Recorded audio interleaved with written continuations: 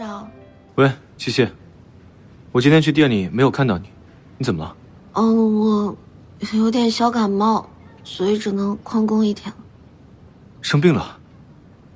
嗯。你怎么了？有没有去看医生？没事没事，已经快好了。我现在正在开会，待会儿10分钟后又有一个。要不然这样好了，我这边一结束，我马上就去找你。没事，学长，你忙吧。你都这么忙了，不用来看我了。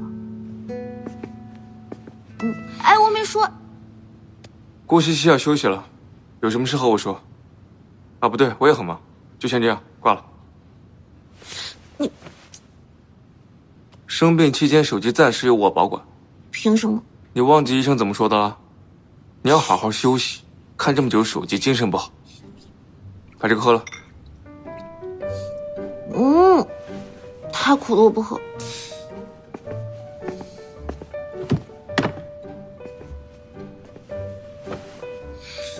你不喝药病怎么能好呢？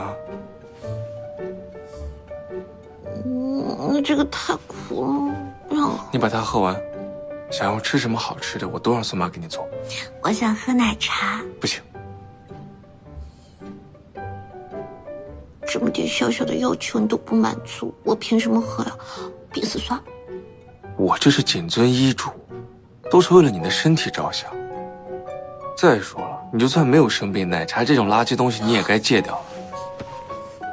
快喝了。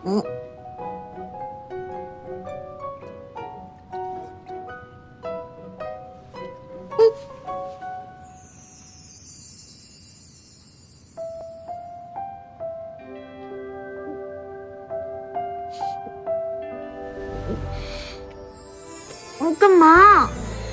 你干嘛？我这样感冒会传染给你的。我自己来。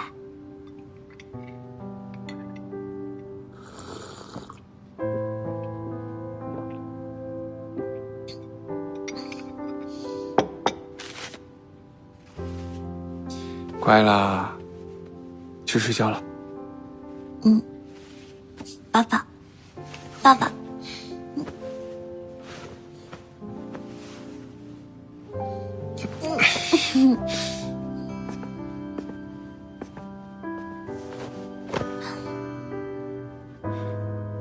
那你好好睡觉，我去工作了。